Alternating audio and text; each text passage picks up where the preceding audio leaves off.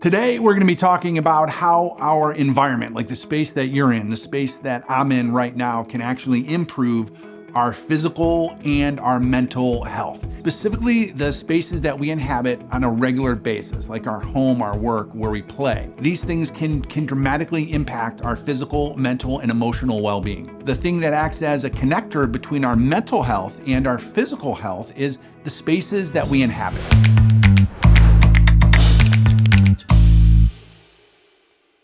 How much thought have you given to the spaces that you inhabit and the effect that really your environment has on both your mental and physical health?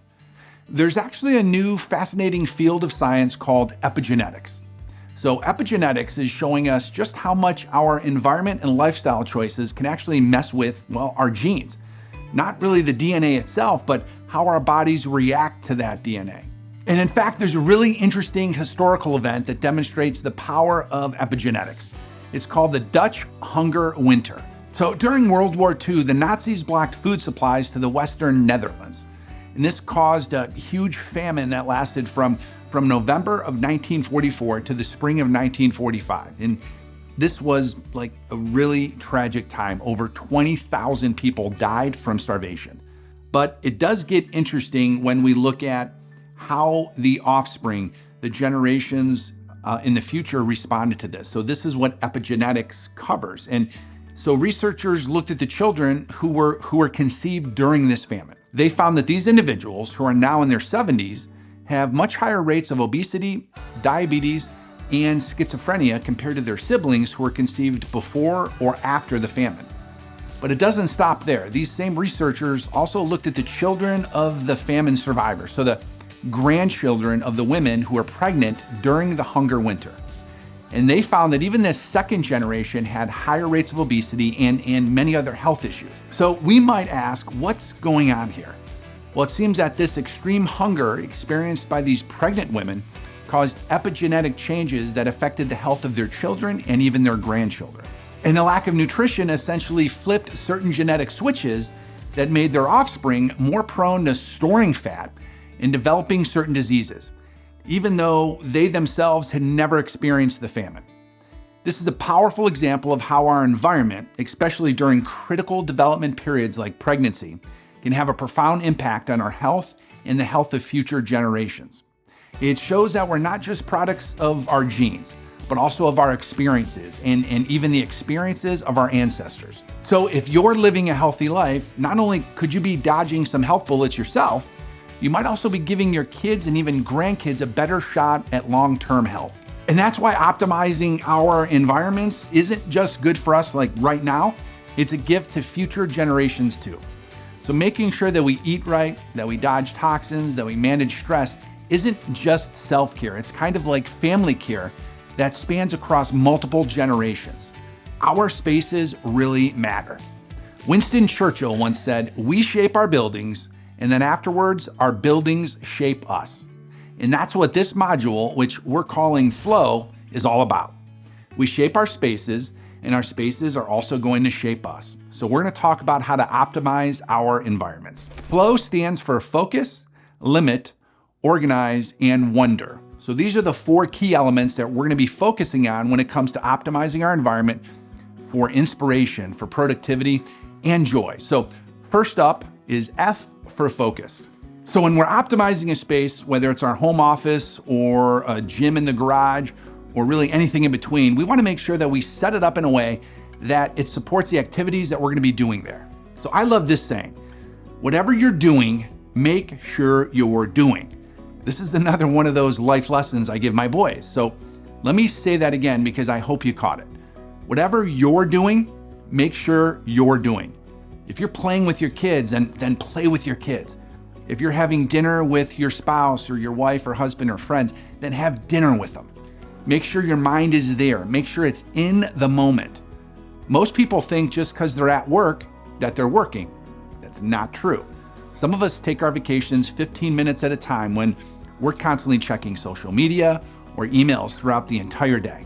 So go deep with whatever you're doing right now, and that includes watching this video. I would encourage you to shut everything else off and really focus right now on what we're talking about.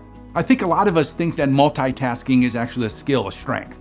And I look at it as actually a disease. The more stuff I'm working on at one time, the less, me is going into these things. So I think multitasking is something that we don't want to do. We want to try to avoid as much as possible. Okay, so when we say create focus spaces, that means set them up so they actually help you focus on what you normally do in that space. It's not really much harder than that. The idea is pretty simple. It's just remove as many distractions to that activity as possible. You want to reduce the friction. If you have to dig through a cluttered mess every time you want to do that thing, you're a lot less likely to actually do that thing. If everything is right there, ready to go, it's much easier to follow through. If you're trying to eat healthier, you'll want to set your kitchen up in a way that makes it easy to prep nutritious meals. That might mean investing in some good quality storage containers for maybe pre-chopped veggies or chicken, or you keep your blender right on the counter for those morning protein shakes or smoothies. Make sure your area is focused. If it's a bedroom, make it conducive to sleep. If it's a study, surround yourself with your favorite books and make sure it's a quiet place. The way your room is set up communicates something about the purpose of that room. So how purposeful are your spaces? How focused are they? I'm wondering if you've ever heard of the Chinese concept of Feng Shui. Feng Shui is a practice dating back really thousands of years, and it aims to harmonize individuals with their surrounding environments, everything around them. And it's got thoughtful arrangement, orientation of space, but it's based on principles of energy flow. So the term itself translates to wind, so that's Feng, and water, Shui. So both elements believed pretty crucial in shaping the Earth's energy, and that is referred to as Qi. So it's built around 5 elements: wood, fire, earth, metal, and water to balance energy in a space. So each element invokes a different mood and it affects the flow of energy a little bit differently. Wood symbolizes growth and vitality. Fire represents passion and energy. Earth stands for stability and balance. Metal signifies logic and intelligence. And water reflects wisdom and serenity. So I'm sure you've walked into someone's house before, or really any physical place, and it just felt balanced or peaceful, purposeful, and you can't really put your finger on it. Chances are they're using some of these concepts even instinctively. But I think the important thing here is just that optimizing environments has been around for thousands of years, but I think these ideas are sort of lost in our American culture. So how else then can we improve our environmental health? And this is an obvious one, but L is for limit, and toxins specifically. There's some stuff that we absolutely, no matter what, should get out of our homes and workplaces. They're toxic. So many common household products like cleaning supplies, air fresheners, even personal care items like toothpaste, these things contain chemicals that have been linked to really serious health issues and even some cancers. For example, that lemony fresh scent in your favorite cleaning spray, it might come from a chemical called limonene, which can react with the air to create formaldehyde, which is a known carcinogen. And it's not just about what we're breathing in. Our skin, because it's our largest organ, it absorbs a lot of what we put on it. So our shampoos and conditioners and lotions. So all of that stuff comes with these unpronounceable ingredients. And I think it's very important to really look deep as to what's going on our bodies and around our environments, because they may be doing more harm than good. We ran this same 6-week health sprint that you're in right now with our own companies earlier in the year. And we talked to one of our team members, a guy that I care a ton about. And he said that he's been using a popular dandruff shampoo since he was in high school. It goes back to his senior year. He wanted to look great for the girls. So he got engaged, he got married. He realized that 10, 12 years later, he's using the same shampoo. And so he put it in this mobile app called Yuka. And here's what happened. It came back with a red warning: hazardous chemicals, banned in a number of countries, and it would kill coral if it actually was put into water. So he immediately stopped using it. He actually found an organic alternative that worked just as well. But we don't want you to panic. I want you to take this serious, but you're not gonna have to, overhaul your entire life overnight. So we would encourage you to start small, like switch to more natural cleaning products or choose personal care items with simpler plant-based ingredients. because over time, these small changes can add up to a big difference in your toxic load. Again, we use the Yucca app, and we've seen that some of you guys already have been referring this out to other people in age 40. And it's awesome because with the Yucca app, you can basically scan almost anything and it scores how healthy it is for you and me and the environment. It's really cool. And one more thing we shouldn't forget about is the quality of the air that we breathe, because indoor air pollution can be even worse than outdoor, especially if you're not venting your house properly. So open your windows when you can to let fresh air in, and consider investing in an air purifier with a HEPA filter. And one of our favorite ways to improve a space is with plants. Not only do they look great and bring a little bit of nature indoors, but they're also natural air purifiers. Many common household plants are fantastic at filtering out toxins like formaldehyde, benzene, and ammonia. Plus, having plants around has been really shown to boost mood, increase productivity, and even reduce stress levels. So next time you're at the garden center, consider just picking up a few plants to spruce up your space. Just make sure to choose varieties that are well suited to your lighting conditions, and if you have pets, non-toxic, because they like to nibble. And O is for organized. So you know how sometimes you look around your house, you look everywhere, and you just feel completely overwhelmed by the sheer amount of stuff everywhere around you? Well, there could be piles of papers, random objects covering really every surface, and we don't even know where to start. Yeah, that's clutter, and it turns out that it's not just an eyesore. It's actually a major source of stress in our lives. Clutter is the enemy of inspiration, and there's actually science to this. So when our spaces are cluttered, our brains are constantly bombarded with excessive stimuli. So everywhere we look, there's just more and more stuff to process. And our brains are working overtime to try to just make sense of it all. Yeah, I think we should look at it as like visual noise. It's just incredibly distracting. It can cause our attention to be pulled in 1,000 different directions. And we can't fully concentrate on the task at hand because we're constantly being visually and mentally sidetracked by all the stuff around us. So when we're in a cluttered space, it's harder for us to relax, to take a deep breath, both physically and mentally. It's like this constant reminder that our work is never done, that we have more to do. And we can't fully unwind because the clutter is always there. It can create a lot of uncomfortable emotions like anxiety, guilt, even embarrassment. We feel anxious because the sheer amount of stuff is so daunting. It feels like it's gonna take forever to just get through it all. But here's the good news. Out of all the stuff that stresses us out in life, clutter might be one of the easiest things to actually fix. It just takes a little bit of time and effort. You need to just sit back and think. Before you dig in, just sit back and think a little bit strategically, like, where am I gonna put all this stuff? So make a place for the important things and then purge everything else. Get rid of the stuff that you don't use, that you won't wear, or is not gonna bring you happiness. And once you've sort of pared down to the essentials, definitely invest in some good storage solutions at Home Depot or Lowe's. You wanna keep everything tidy and organized. And finally, W in flow is for wonder. And this is absolutely my favorite part because it's about bringing all these elements that make a space feel uniquely you. The things that light you up and make you smile.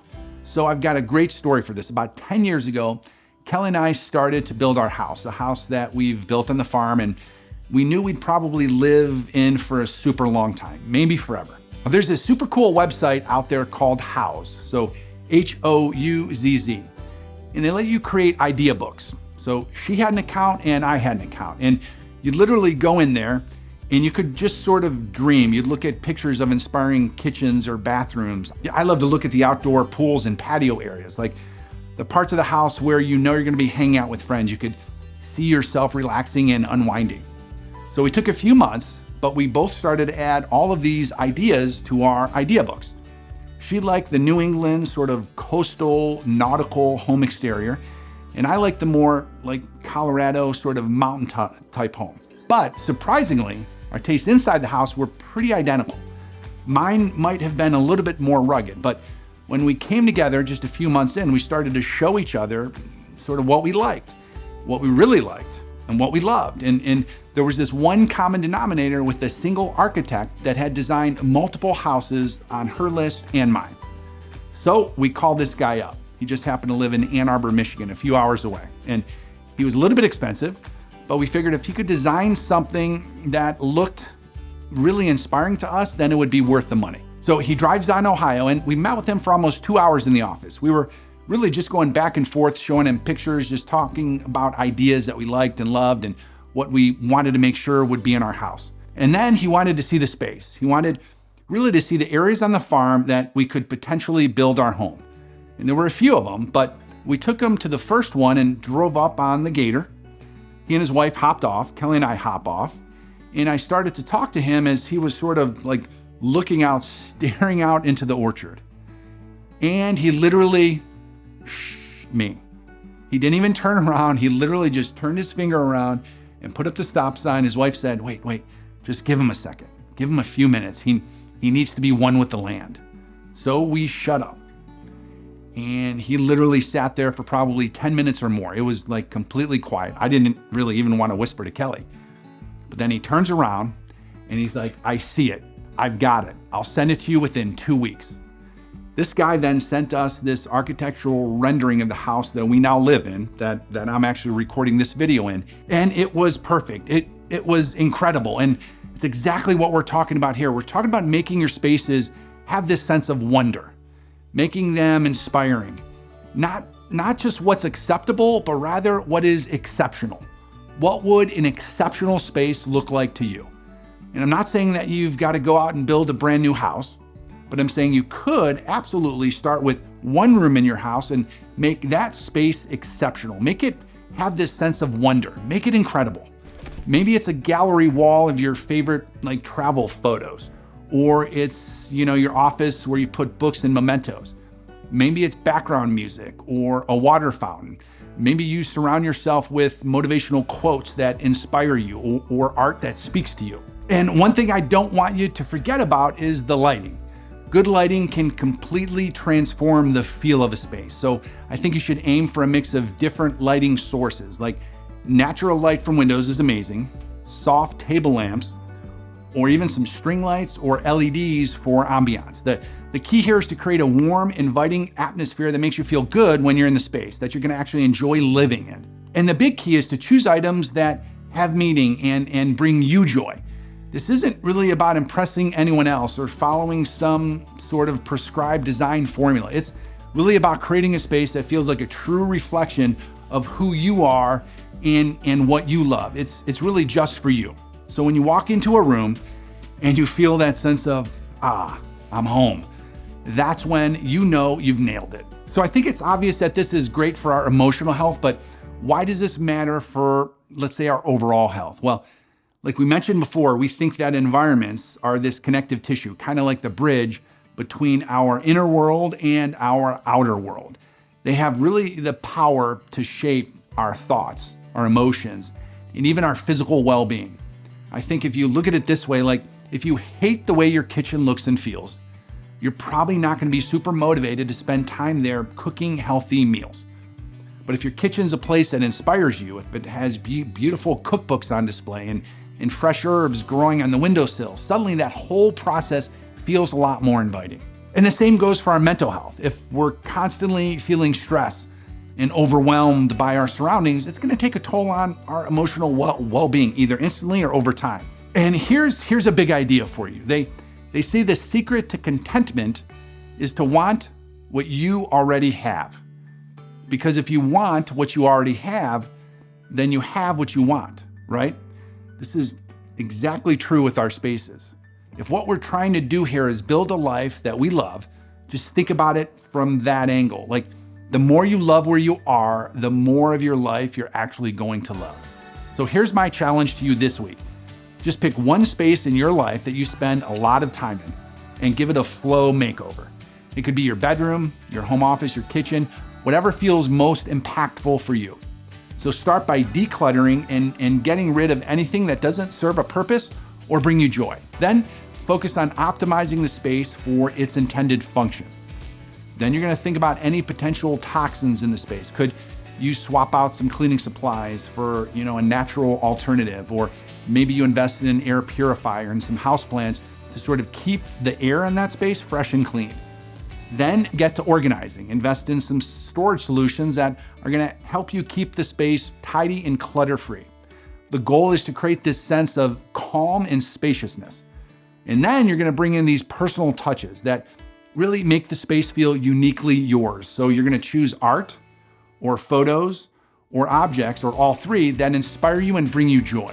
And the beauty of this process is that it doesn't have to happen all at once. You can definitely start small with just a few simple tweaks, and you can really build from there.